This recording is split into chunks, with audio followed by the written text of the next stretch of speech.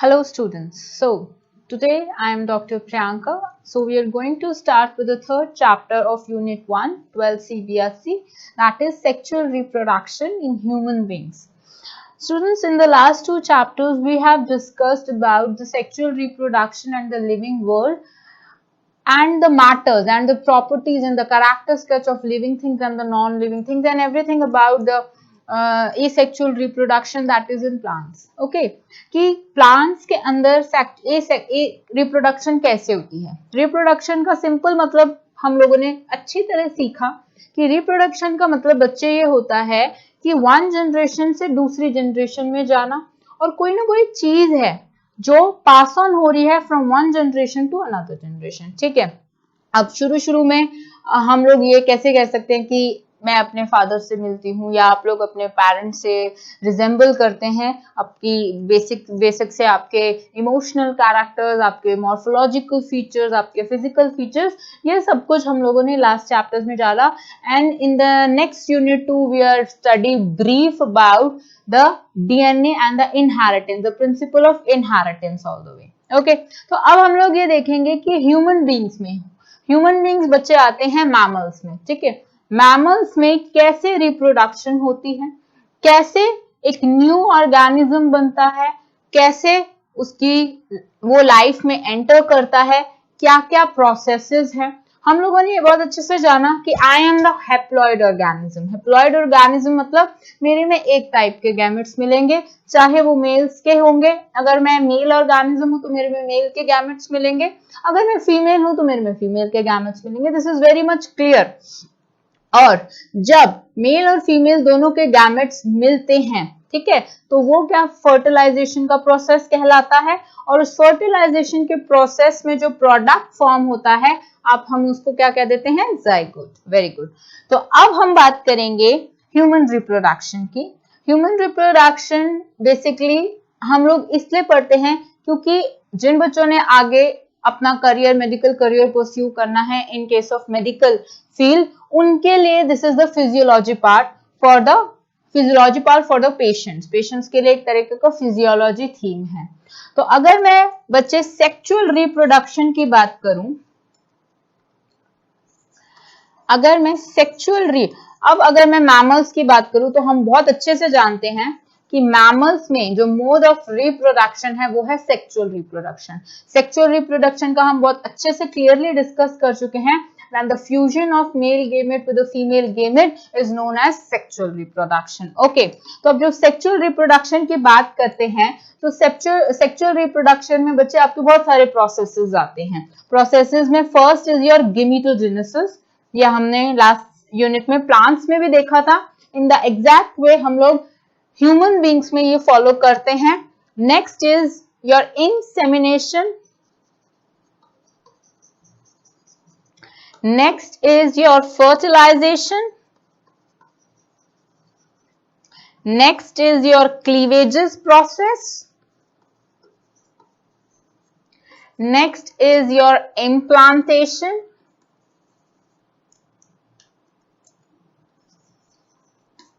Next is your embryonic development,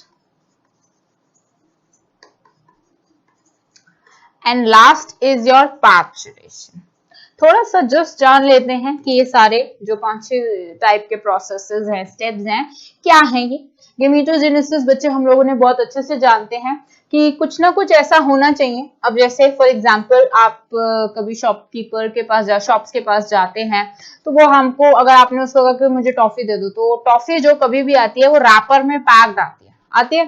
तो इन the same manner कुछ ना कुछ इंफॉर्मेशन, अब आपकी पूरी बॉडी की एक इंफॉर्मेशन है. पेरेंट के पास एक बॉडी की इंफॉर्मेशन है कि पेरेंट के, जैसे अगर मेरे फादर है तो उनके पास एक यूनिक कोडिंग है उनकी बॉडी का कि उनके बॉडी में प्रोटीन स्ट्रक्चर कैसा है, उनकी आई स्ट्रक्चर कैसा है, उनका मॉर्फोलॉजिकल स्ट्रक्चर कैसा है, उनका बिहेवियरल स्ट्रक्चर कैसा है.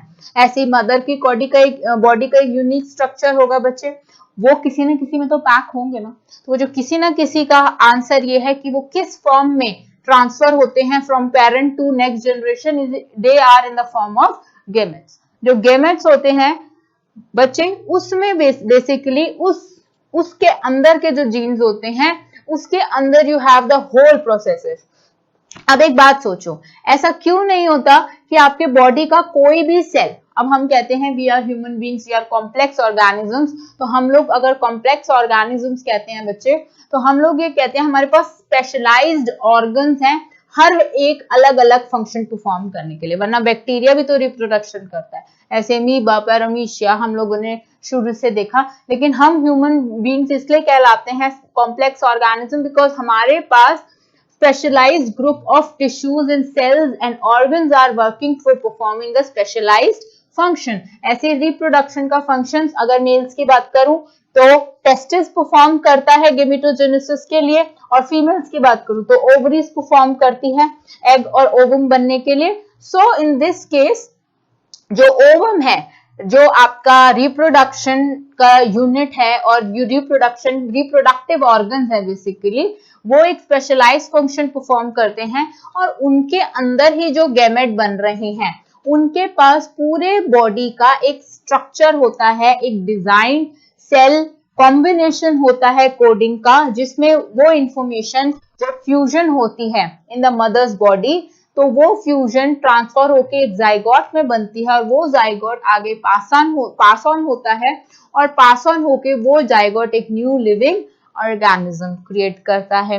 ओके, तो gametogenesis are the gametes of mother and the father और the male and the female. Okay, now insemination का प्रोसेस बच्चे क्या होता है, transfer of male gamete into the female's body is known your process called insemination। insemination that means कि transfer होता है male gamete को in the mother's body is known as the process called insemination। Now next is your fertilization, the fusion of two gametes, the two gametes of two different parents, that is mother and father, is known as the process called fertilization। Now next is your cleavage process। अब fertilization हो गई बच्चे, अब fertilization के बाद क्या होता है, जो आपका जाइगोट बन गया, वो जाइगोट क्या होता है, टू डिप्लॉयड, मतलब it's a diploid structure of two haploid cells. Okay, it's a diploid cells जिसमें दो इंफॉर्मेशन होती हैं फादर की और मदर की,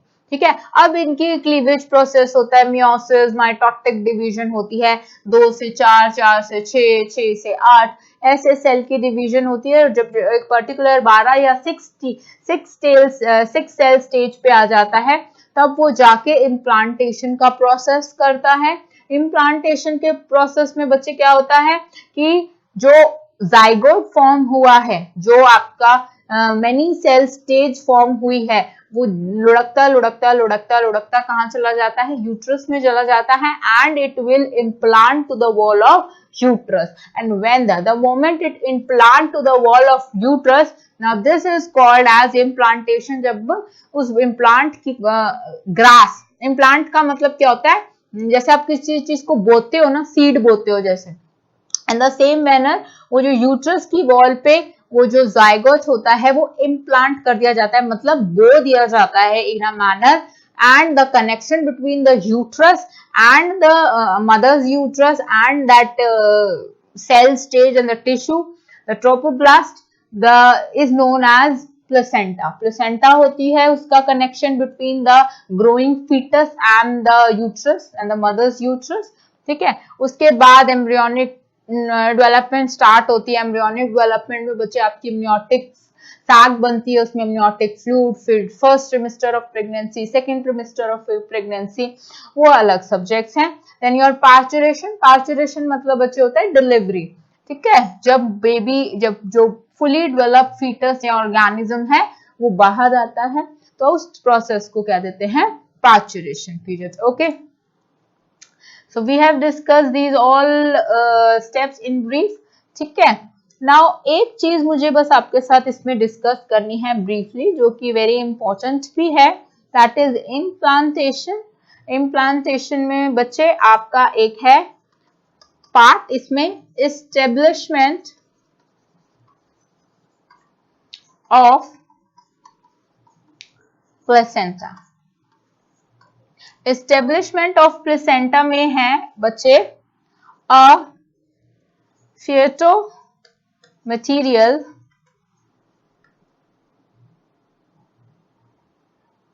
a fetal maternal connective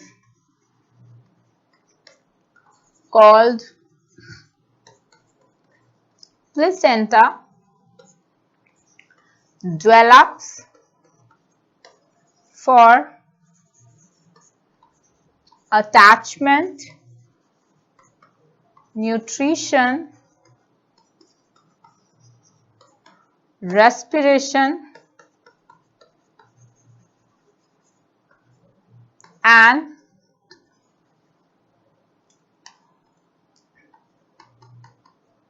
excretion of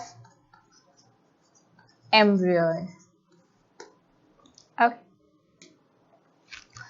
इसमें बच्चे क्या होता है, एस्टैब्लिशमेंट ऑफ प्लेसेंटा में you can define it as a फियाटोमेटर्नल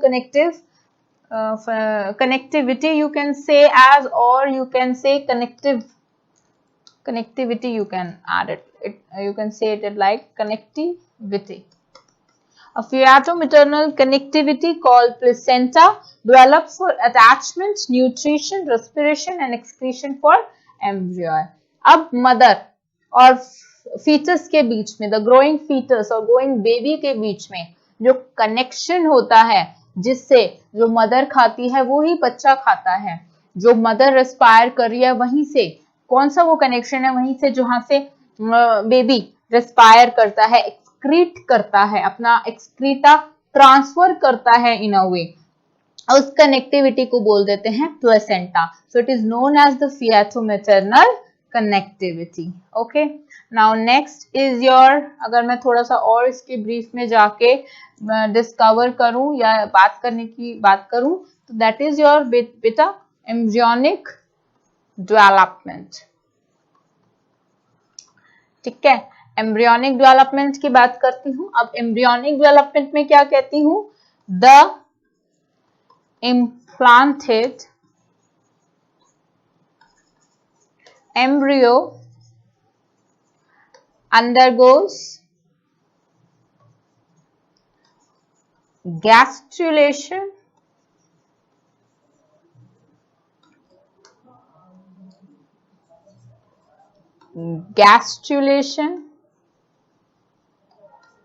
and then organogenesis. In gastrulation, gestation period भी बोलते हैं, 3 primary germ layers are established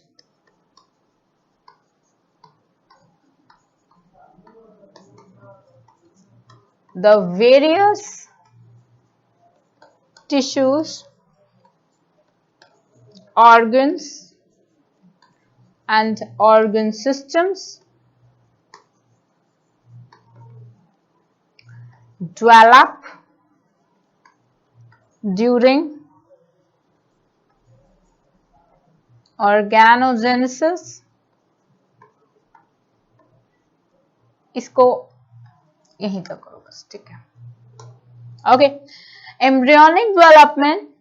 So how you can define the implanted embryo undergoes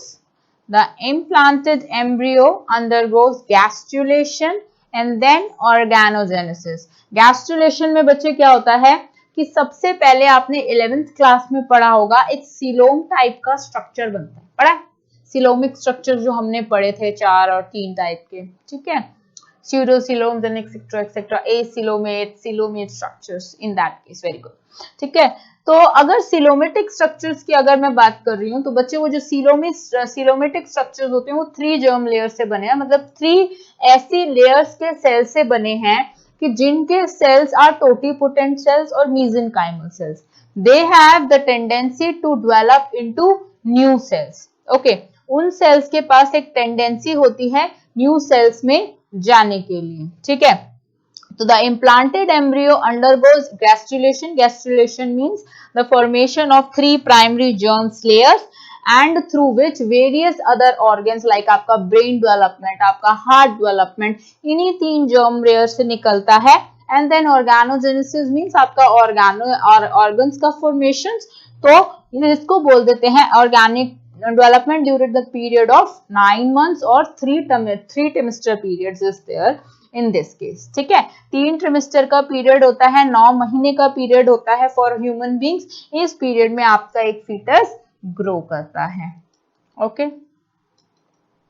and the parturition is the period when the fully formed young one or the fully formed organism is delivered. Now सबसे पहले अगर मैं बात करने लगूं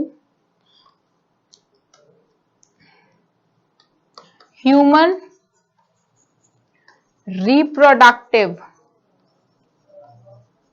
systems. अब हम सबसे पहले ह्यूमन रिप्रोडक्टिव के सिस्टम्स को जानेंगे कि कौन से ह्यूमन रिप्रोडक्टिव सिस्टम्स हैं जो गेमेट्स बनाते हैं, उनमें ये डेवलपमेंट होती है. कौन से ऐसे स्पेशल, अब कभी भी अगर आपने डाइजेस्टिव सिस्टम छोटी क्लासेस में अगर हम डाइजेस्टिव सिस्टम के बारे में पढ़ते थे तो डाइजेस्टिव सिस्टम के बारे में बच्चे आप क्या पढ़ते थे, पूरा स्टमक पढ़ते थे, ईसोफेगस पढ़ते थे, स्मॉल इंटेस्टाइन, लार्ज इंटेस्टाइन, फिर उसके स्फिंक्टर्स के बारे में पढ़ते थे, फिर आप उसका बक्कल कैविटी पे जब आते थे तब आप उसका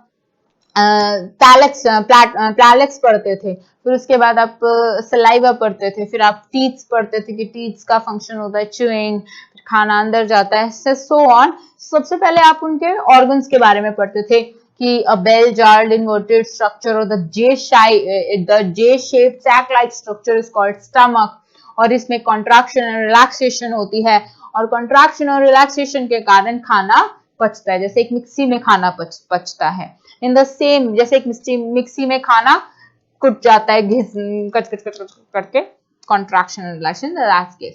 ओके, तो ह्यूमन रिप्रोडक्टिव सिस्टम की अगर मैं बात करूं तो सबसे पहले हम लोग इनके ऑर्गन्स के लेके पढ़ेंगे. तो सबसे पहले हम लोग कुछ कैरेक्टर स्केच हैं जो जानेंगे, कैरेक्टरिस्टिक्स जानेंगे. अभी तक हम लोग कैरेक्टरिस्टिक्स एक एक को जानते आए हैं, तो सबसे पहले मैं इनके कैरेक्टरिस्टिक्स जानूंगी.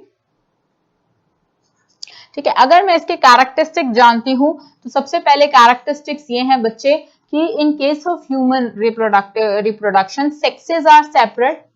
ऐसा तो नहीं होता ना मेल भी फीमेल भी एक ही मैन हो, तो सेक्सेस आर सेपरेट. ठीक है, that is sexes, that is sexual dimorphism, that is due to external features.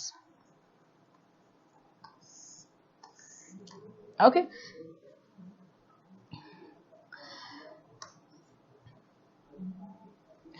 okay, puberty क्या है, बहुत आसान है ये. The stage when primary sex organs become functional. Okay, now second point is breeding. Puberty क्या होती है बच्चे, when the sex organs become functional and the sex organs become active, ठीक है, and ready for reproductive processes is known as puberty period. Okay, breeding can continue throughout year. ऐसा कुछ नहीं होता फीमेल ह्यूमन रिप्रोडक्शंस में, males females में, कि एक ब्रीडिंग स्पेसिफिक सीजन होता है. Breeding is continuous throughout the year, any day, there is no specific time for reproductive process और reproductive active season. Okay, throughout the year rather. Estrus or periodic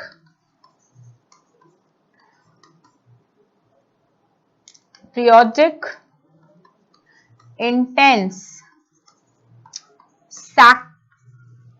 intense sexual urge found in females or other mammals is absent. There is no as such type of female sexual urge, basically, like we have seen in past last chapters of Easter cycle, like in monkeys and cows and dogs. So there is no sexual urges like that stuff. Okay, you can rather say they are some time of sexual excitement, but they are not called as estrus. Okay, they are not called as estrus cycle, or they are particularly wanted to have sex during those time, but there is casual sexual excitement is there. Okay, females remain reproductive from menarche or beginning. Menarche means the moment the girls or the females start having their first menstrual flow, the first menstrual blood flow is known as that month of menarche. Okay, and the beginning of first menstruation to menopause.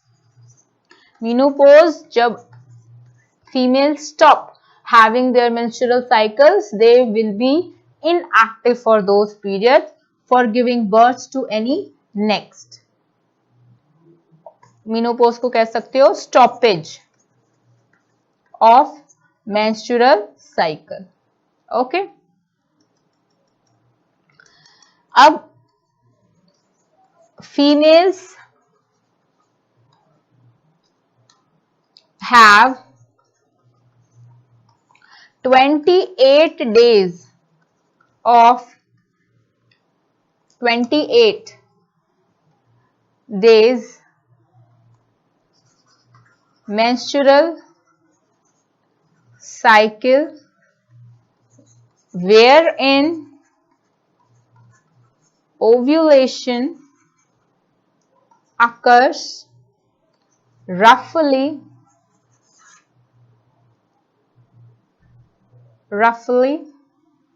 once in the middle, approx after 14 days या 14th day. Okay, इसमें क्या होता है बच्चे कि females की हर महीने menstrual flow होता है, 28 डेज का साइकिल होता है. हम लोगों ने इसके बारे में बात किया हुआ है. ठीक है, मेंस्ट्रुअल फ्लो में बच्चे क्या होता है कि हर बार यूट्रस की innermost lining, that is endometrium, will break down along with the unfertilized ovum. Ovum के साथ पूरी इनर लेयर टूटती है फीमेल्स की, और जब पूरी इनर लेयर टूटती है तो क्या होता है, ओव्यूलेशन विल बी देयर. ठीक है, ओव्यूलेशन होता है after the stoppage, the moment, the day when the menstrual cycle stop after the 14th day. Okay, the ovulation will be occur again happen after the 14th day. क्या होता है, ovary 14th day में एक new ovum produce करती है and उसका fertilise period 5-6 दिनों का रहता है. अगर वो अनफर्टिलाइज्ड हो जाता है then again this process happens. Okay, what process happens, the menstrual cycle flow will happen. मतलब फिर बॉडी तैयार हो जाती है अनफर्टिलाइज्ड ओव्यूम को बाहर निकालने के लिए और यूट्रस की लाइनिंग फिर टूटती है. So it will be the throughout the process of every month. Okay, next is there is a common urinogenital duct in human males where as urinary ducts are separate in females. एक ही ejaculation of sperms, एक ही urinary maturation की process की duct होती है जिसे आप common urogenital duct कह देते हैं फॉर ejaculation ऑफ स्पर्म और ejaculation और यूरिन के लिए और स्पर्म्स के बाहर आने के लिए एक कॉमन डक्ट होती है जिसे आप यूरिनोजेनिटल डक्ट कह देते हैं. This is common, but for this duct is separate in female and in females. Okay, there is separate urinary and the menstrual duct. जिससे menstrual flow बाहर आता है वो अलग अलग ducts होती हैं. Okay, ये तो we all know that human beings are viviparous and internal fertilization होती है बच्चे और इंटरनल डेवलपमेंट ही होती है यंग वंस की, जाइगोट की, और देन पार्चुरेशन होती है, डिलीवरी प्रोसेस होता है.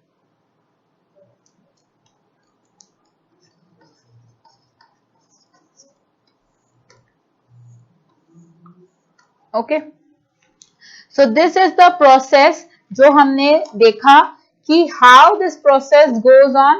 ओके, कैसे ये प्रोसेस होता है and what are the character sketch. ठीक है, अब आफ्टर द पार्चुरेशन एक और प्रोसेस होता है जिसे बोलते हैं feeding process.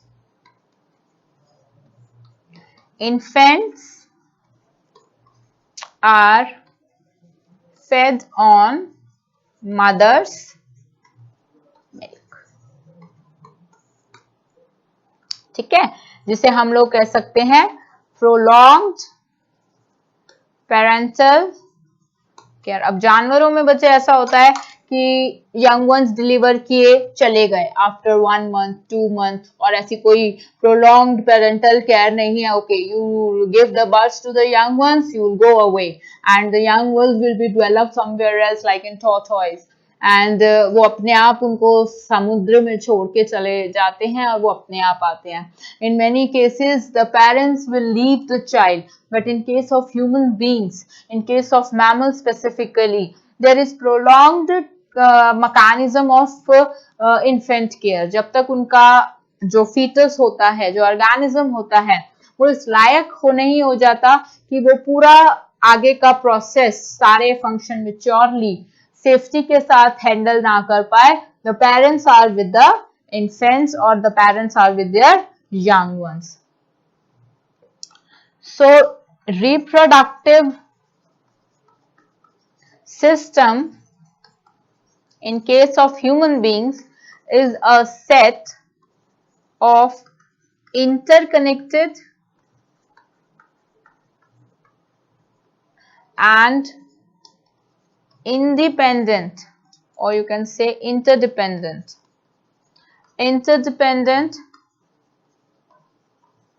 organs of body, organs and body components take part in sexual reproduction. Sexual reproduction में पार्टिसिपेट करते हैं. So human males or human females have different sex organs. Okay,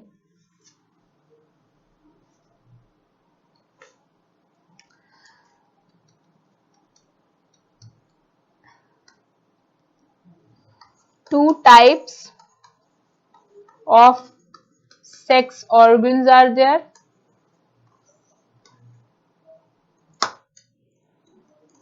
Primary, and next is secondary.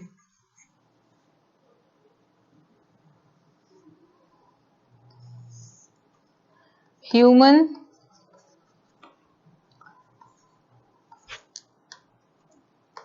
males and females are differentiated by number of external traits called sex traits or accessory external traits. Okay, so let's discuss about primary sex organs. सबसे पहले primary sex organs के बारे में बात करते हैं. सबसे पहले बच्चों जो प्राइमरी सेक्स ऑर्गन्स के बारे में बात करते हैं are those which produce gametes. वो वाले सेक्स ऑर्गन्स बच्चे जो gametes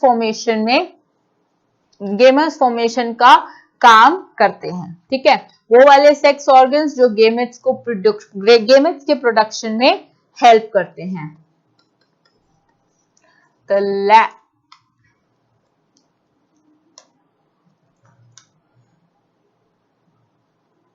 Gametes, they are also called as gonads. You can also call them gonadas, like gonadas, you can gonus, seed, possesses germinal cells which divide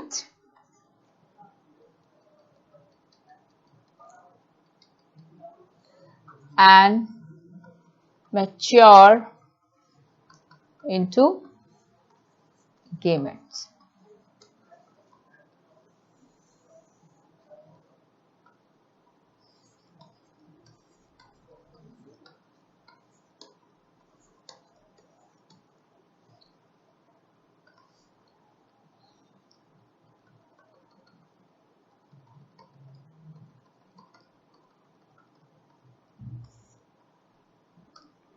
क्या होता है बच्चे, जो germinal layers होती है, you can also call them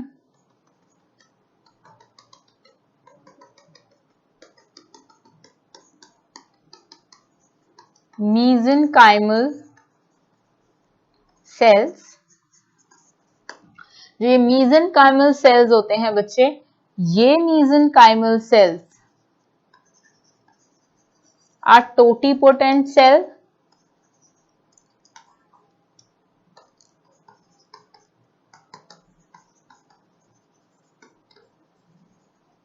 which divide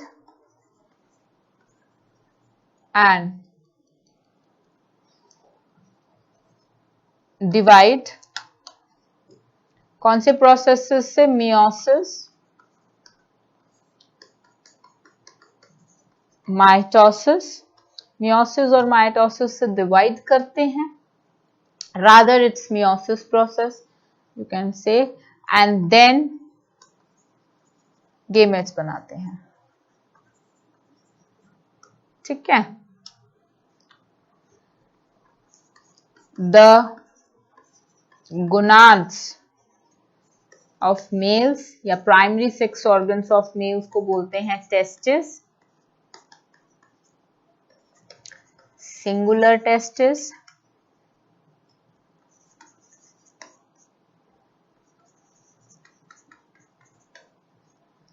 and the females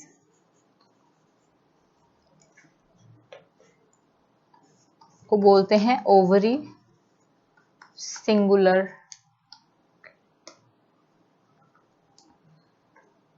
one set of ovaries होता है basically. Okay, very important. Functioning of gonads are controlled by two hormones,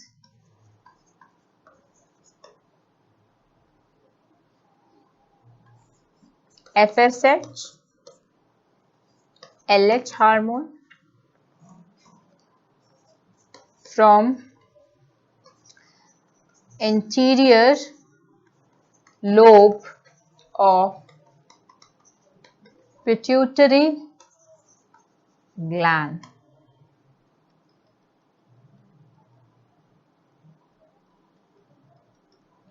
अब फंक्शंस क्या होता है? यू कैन से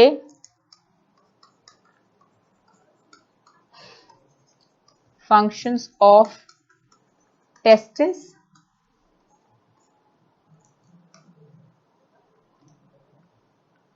produce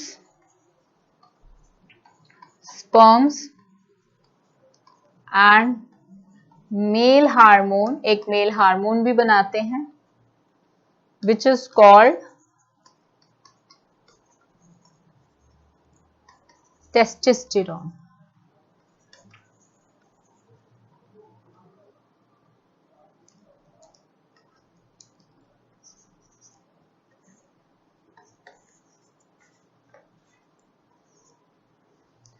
ये hormone helps in formation and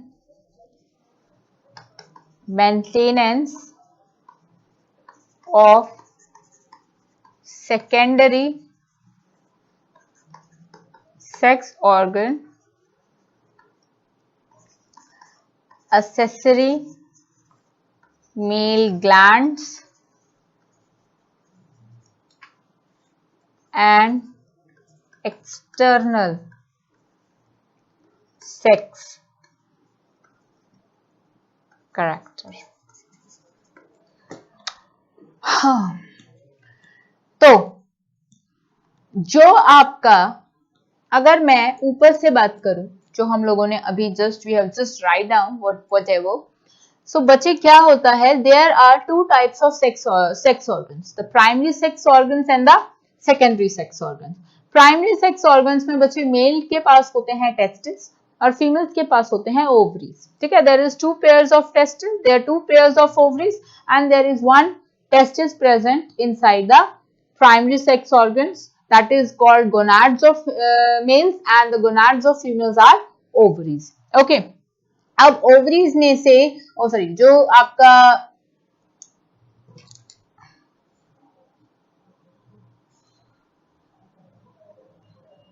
testis होता है, टेस्टिस का क्या फंक्शंस होता है?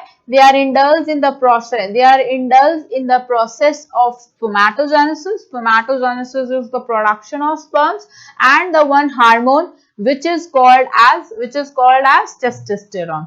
Testosterone helps in the maintenance and the formation of external sex parts, your accessory male glands like आपका prostate gland हो गया, आपका वैसे आपकी वासा डिफरेंस हो गया, इन सबको कौन करता है? इन सबका formation and maintenance is purely by your testosterone. And अगर मैं फीमेल्स की बात करूं तो फीमेल्स में ये काम कौन करता है? ओवरीज। ओके, दीज आपका जो गोनाड्स होते हैं, they are under control by the actions of, they are under control, you can say they are under control, functioning of gonads are under control by the actions of two hormones which is released by your pituitary gland. pituitary gland में बच्चे क्या होता है? pituitary gland में आपका main होता है hypothalamus gland, ठीक है, विच इज जो पिट्यूटरी ग्लैंड को ऑर्डर करता है at the time of puberty. क्या होता है, पिट्यूटरी ग्लैंड को हाइपोथैलेमस ऑर्डर करता है कि जा भाई पोस्टमैन है। अब क्या होते हैं बच्चे, hormones are chemical messengers like, okay 11th class में आपने पढ़ा है कि hormones are the chemical messengers जो एक सिग्नल को एक जगह से दूसरी जगह तक पोस्टमैन का काम करते हैं, मतलब सिग्नल को या मैसेज को एक जगह से दूसरी जगह तक लेके जाता है। अब जैसे घरों में अगर चिट्ठी पहुंचानी है तो वो काम कौन करता है, पोस्टमैन ही करता है। अब इन द सेम वे हमारी बॉडी में अगर ब्रेन को कुछ चीज किसी घुटने को बतानी है, ब्रेन को कुछ चीज किसी ऑर्गन को बतानी है, तो how it happen to be, ठीक है। तो तभी केमिकल मैसेंजर्स होते हैं लाइक हार्मोन्स। ये जो केमिकल मैसेंजर्स होते हैं जो हार्मोन्स के रूप में निकाले जाते हैं थ्रू ग्लैंड्स जब इनको रिलीज करते हैं तो एक स्पेसिफिक फंक्शन परफॉर्म करते हैं एट द स्पेसिफिक एरिया, एक स्पेसिफिक एरिया में एक स्पेसिफिक फंक्शन परफॉर्म करते हैं और इनका एक स्पेसिफिक फंक्शन उसी स्पेसिफिक एरिया के लिए ही एक्टिव होता है। जरूरी नहीं कि अगर एक हार्मोन मैं पेनक्रियास के लिए निकाल रही हूँ तो उसका कुछ एक्शन होगा लिवर पे या स्टमक पे या फंक्शनिंग ऑफ इंटेस्टाइन, ऐसा कुछ नहीं है। It is specifically to the one hormone, ठीक है। इन द सेम मैनर अगर मैं बात करती हूँ, functioning of gonads are under control by the action of interior lobe of pituitary gland, जिसे हम क्या कहते हैं, व्हाट इट इज कॉल्ड। एक तो बोलते हैं न्यूरोहाइपोफिसिस और दूसरी को हम क्या कहते हैं, व्हाट इट बी लाइक, दूसरी को क्या कहते हैं, एक को बोलते हैं एंटीरियर लोब जिसे हम न्यूरोहाइपोफिसिस कहते हैं। तो बच्चे बेसिकली क्या होता है, हाइपोथैलेमस एक सिग्नल्स रिलीज करता है इन the form of to hormones which works on the pituitary gland, ठीक है। कि तुम फैक्ट्री कौन है, पिट्यूटरी ग्लैंड। पिट्यूटरी ग्लैंड में सारे हार्मोन्स बनाए जाते हैं, लेकिन कब कौन सा हार्मोन निकालना है वो सिग्नल सब कुछ करता है head, that is pituitary gland, hypothalamus gland. ये जो हाइपोथैलेमस ग्लैंड है ये पिट्यूटरी ग्लैंड के बीच में एक तरीके का मीडियन है, ठीक है। एक तरीके से बोन, स्टेलर नाम की बोन से कनेक्टेड होता है और जब हार्मोन को सिग्नल भेजना होता है तो ये जितना भी आपका हार्मोन होता है ये सारे सिग्नल रिसीविंग हार्मोन और नॉन रिसीविंग हार्मोन्स के पैकेट्स के थ्रू पिट्यूटरी ग्लैंड को मिलते हैं। और अगर उसको पता चलता है कि ठीक है इस जगह पे ये हार्मोन रिलीज कर दूं, तो अगर उसको रिसीव सिग्नल्स मिल रहे हैं तो that hormone will be release by pituitary gland. And FSH and LH hormones are the two hormones which are specifically for the functioning of gonads. तो specifically functioning of gonads के लिए होते हैं ये दो हार्मोन्स, ठीक है, जो कि निकाले जाते हैं पिट्यूटरी ग्लैंड से, which is under control by hypothalamus gland. Okay.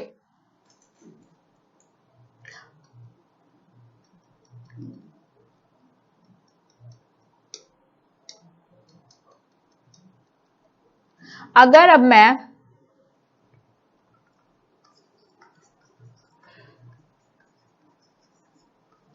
Secondary sex organs की बात करूं, फीमेल्स की, तो ओवरी प्रोड्यूसेस ओवा and hormones like estrogens for development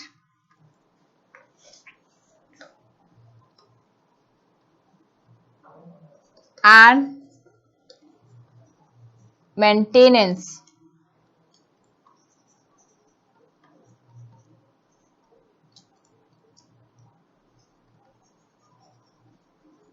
of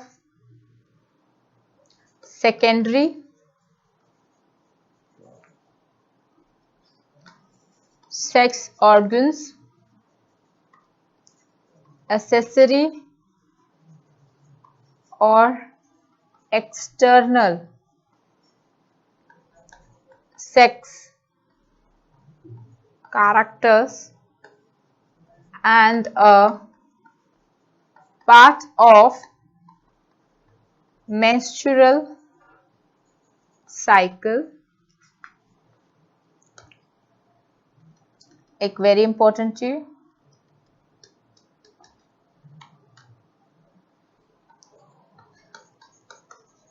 ruptured Graafian follicle or corpus luteum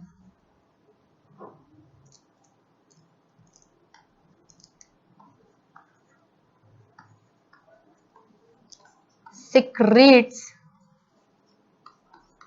progesterone. Very important.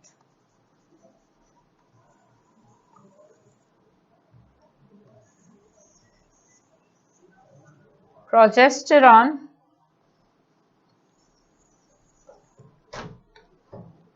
controls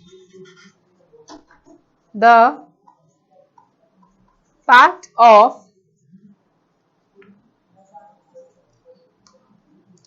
menstrual cycle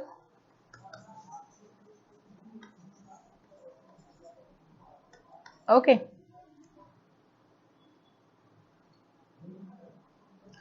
and development of placenta. The two main functions.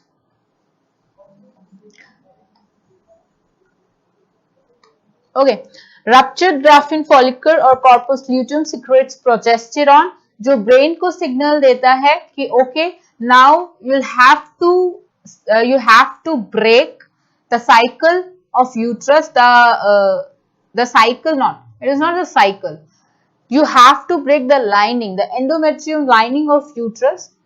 जब corpus luteum rupture हो जाता है, then it is secreted, then the level of progesterone will continuously be high, controls the part of menstrual cycle and development of placenta.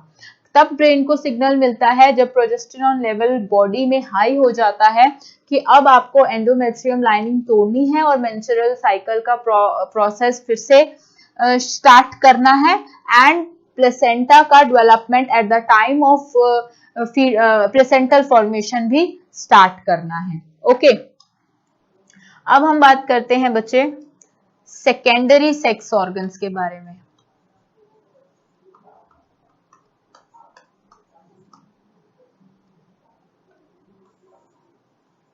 Okay, secondary sex organs में अगर मैं बात करूं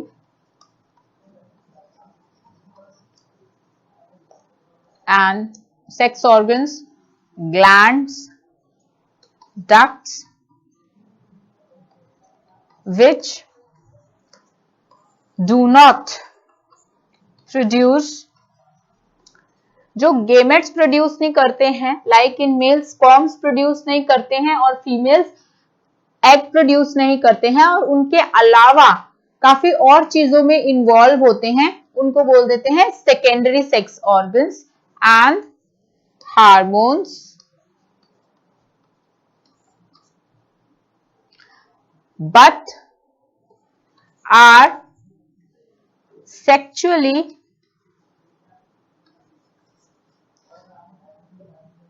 participate, but are sexually, you can write down like that, but are essential for sexual reproduction.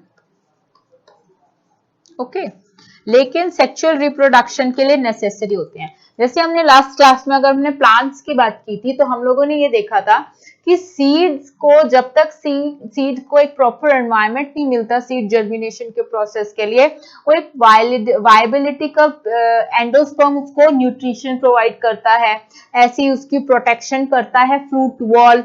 In the same manner ऐसे ही जो ये sex accessory sex organs हैं या सेकेंडरी सेक्स ऑर्गन्स हैं, ये क्या करते हैं बच्चे, प्राइमरी सेक्स ऑर्गन्स के जो गेमेट्स हैं उनको सपोर्ट करते हैं, उनको न्यूट्रिशन प्रोवाइड करते हैं और फंक्शंस परफॉर्म करते हैं. इंसेमिनेशन के प्रोसेस, कॉन्ट्रैक्शन रिलैक्शन वाले प्रोसेसेस में हेल्प करते हैं. They are not involve in the production of gametes but they help in the release of such hormones की जब हार्मोन्स रिलीज हो रहे हैं. पार्चुरेशन के टाइम पे ऑक्सीटोसिन हार्मोन रिलीज करना है और यूट्रस और जो मदर्स की ब्रेस्ट होती हैं वो फीडिंग के टाइम पे हेल्प होती हैं कॉन्ट्रैक्शन और रिलैक्सेशन में. During the intercourse period the relaxation and contraction of uterus muscle and the release of oxytocin hormone ये सारा कंट्रोल करते हैं. जब ग्राफिन फॉलिकल जब ओवम अनफर्टिलाइज रह जाता है एट द 14th डे, उसके बाद ग्राफिन फॉलिकल बनते बनते प्रोजेस्टेरॉन का लेवल इंक्रीज हो जाता है बॉडी में, तब बॉडी को सिग्नल मिलता है कि अब एंडोमेट्रियल लाइनिंग तोड़नी है, ओवम मेंस्ट्रुअल फ्लो बाहर जाएगा and the 28 day cycle will be repeat. We will study in the case but secondary sex organs gametic production में हेल्प नहीं करते हैं but they produce such hormones and they help the gametes to sustain and their viability. Okay. अगर मैं बात करूं mails की, अगर मैं मेल्स की बात करूं, मेल्स के सेकेंडरी ऑर्गन्स की बात करूं,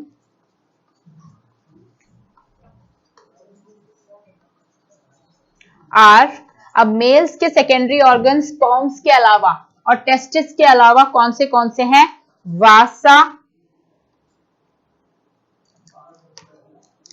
वासा फ्रेंशिया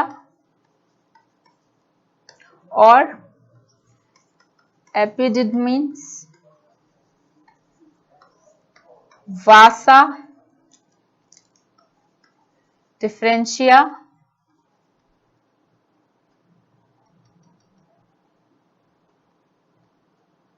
वासा differentia and ejaculatory duct. ejaculatory duct जब इंसेमिनेशन का टाइम आता है और जब स्पर्म्स बाहर निकलते हैं फ्रॉम द मेल्स पीनिस तो they are through ejaculatory ducts. Okay. Seminal vesicle, urethra, penis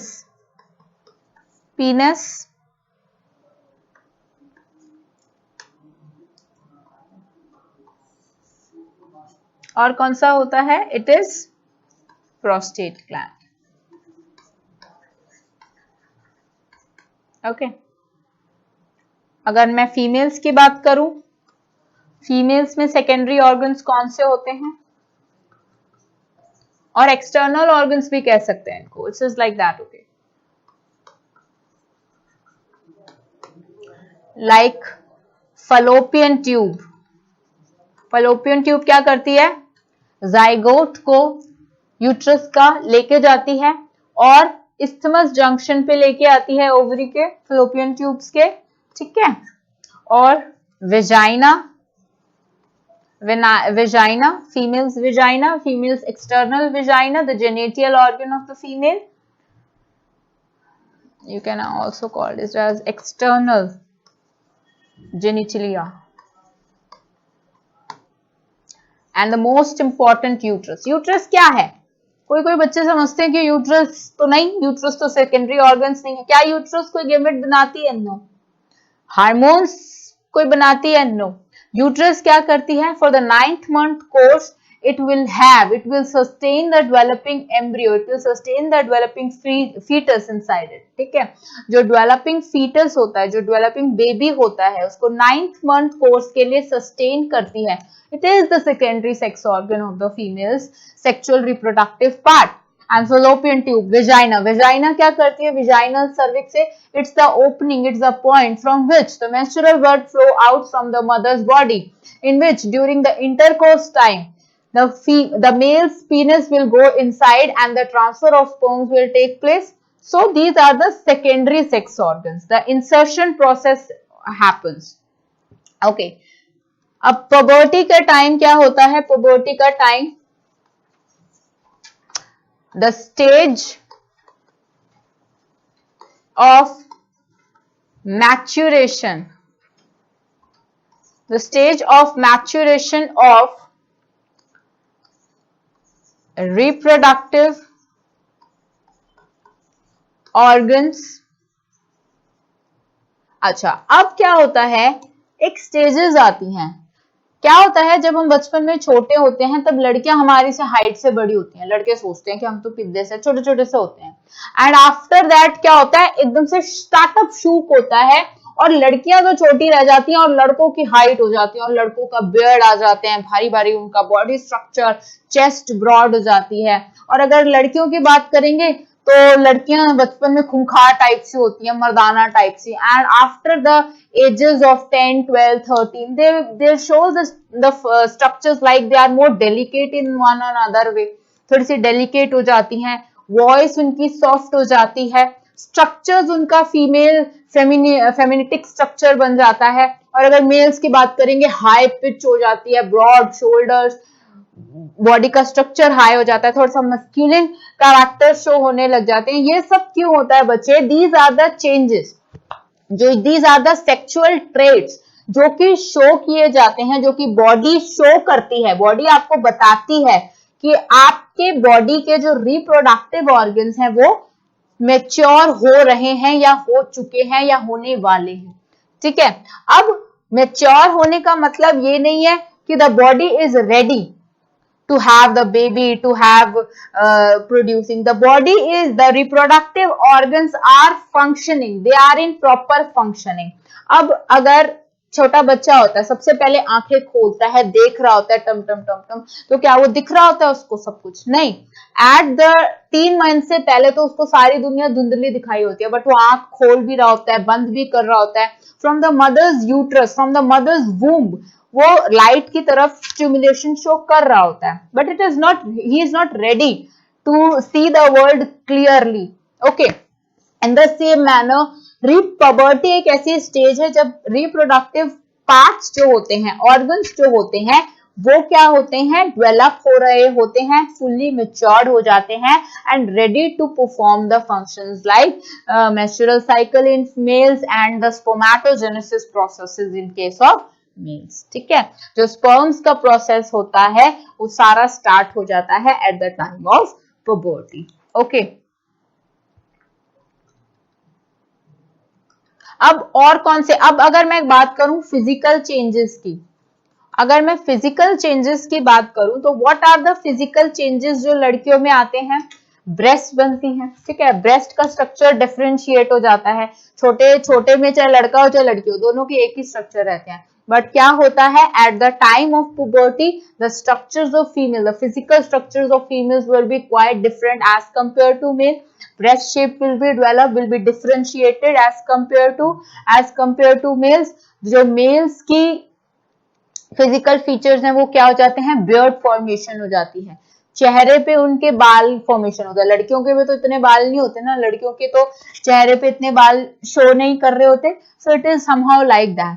after और कौन से चेंजेस हो जाते हैं उनका, वो इजैकुलेशन स्टार्ट कर देते हैं, स्पर्मेटोजेनेसिस की, स्पर्मेटोजेनेसिस होता है, they start their ejaculation processes, the downfall of sperms will be start। उनका जो जेनाइटल ऑर्गन्स होते हैं वो हेयर से भर जाते हैं, hairy structures will be formed at the genital organs. Genital organs थोड़े से मोर डेवलप्ड हो जाते हैं, मोर मैच्योर दिखते हैं। इन केस ऑफ जो स्किन हो जाती है जेनेटिकल ऑर्गन्स की, वो थिक हो जाती है as compare to the childhood और द टीनेजर एजेस। ठीक है, हार्मोन्स का जो शूटअप होता है वो वेरी हाई होता है, थोड़ा सा चिड़चिड़ा रहना, वॉइस का भारी होना, डेलिकेसी से थोड़ा सा मैच्योरिटी की तरफ जाना will be normal in the course of puberty time. अब let's talk about the first thing, human reproductive male system। Let's talk about human reproductive या human male reproductive system। Okay, males के बारे में, उनके functioning के बारे में जानेंगे in the next session। Okay, so in the next session we're going to start with the human reproductive in males and after that we'll start with the human female reproductive system in the next session. So till now you're going to revise all the processes, the character sketch of human sexual reproduction and the accessory, the secondary sex organs and their function and the hormones related to them. So I'll see you in your in the next session, and then we'll discuss the human reproductive male system. So we'll meet in that. Till then you're going to revise everything we'll studied in the today's session. Thank you. All the best.